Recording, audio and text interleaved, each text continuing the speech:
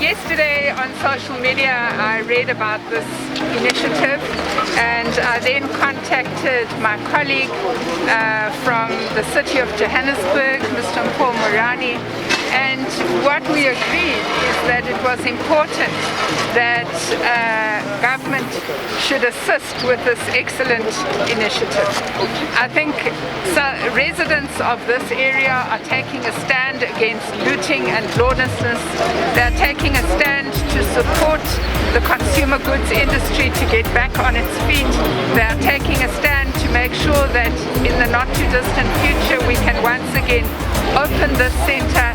And it's very important that we as government need to bring our volunteers, our equipment, our machinery to support this very important initiative. So I want to salute all the residents and all the volunteers who have been working tirelessly in this area since last night.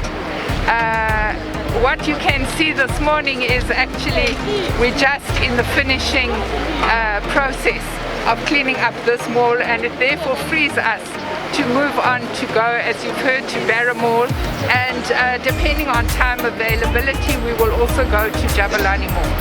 So we are in this partnership with the City of Johannesburg and the residents, and we're not going to stop until we assist them to make sure that these centres are functioning once again.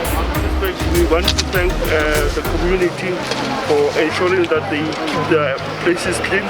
We want to thank the department led by Minister Creecy for joining us as the city to make sure that they help our communities. But the message we want to pass is we want to urge communities to protect the infrastructure. If we continue to vandalize the infrastructure, there won't be basic services. So we need to ensure that as the city will always provide water, electricity, will fix the potholes, will fix street lights, we'll do everything, but we want the community to ensure that they protect the infrastructure. Otherwise, it's going to be costly if we have to replace it after it's vandalized. But we want to thank our communities to coming together to make sure that we clean our township. We want to engage with the business people, that we ensure that we protect our infrastructure. Thank you. As the Soweto Green Economy Chamber decided that it's important for civilians to get involved with the impact outreach initiative with restoring our community malls, and as a center where everybody gets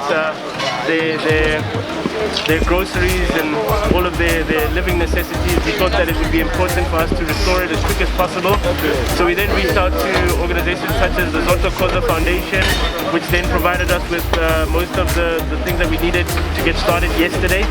And with the impact through social media messaging, many of the community members started to get involved and were saying to us that it is important for them to also do a connected effort so that we could actually see us getting back to square one.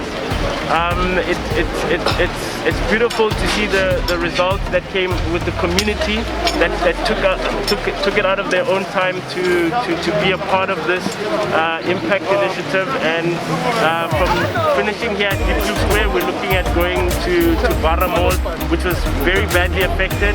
You know, they've had no support. It was the store owners that was actually cleaning the stuff. It's flooded, and because of insurance issues, we didn't go into the stores so that they finished with their claims and stuff. So we were mainly fixing the perimeters and getting different stakeholders on board. Yesterday we had a quantity surveyor here to assess some of the damage, and we are in discussion with centre management to see how we can soften the blow so that people don't lose their jobs and can create more opportunities for temporary work for some of the people. And yeah. So today is the second day of our cleanup campaign here in Soweto. The Working on Fire team, together with the Department of Forestry, Fisheries and Environment, has joined in with community volunteers, several of whom you can see walking over there. And we've been going mall by mall cleaning up. Yesterday we did Cllr, we did Barra Mall. Today we have worked on Jabulani Mall. Tomorrow we will be going to Protea and doing 3 malls in Protea. And really this is just our contribution to trying to get the shopping centres in the Greater Soweto area up and running again. We understand that the community here have really done a lot to try and protect these malls. They're very anxious that food supplies, basic medical supplies should once again become available to people living here. So we're just doing our bit to promote the functionality of these areas and to support the residents who have really pulled out all stops over the last couple of days to keep the infrastructure here safe and to clear up some of the damage that was done.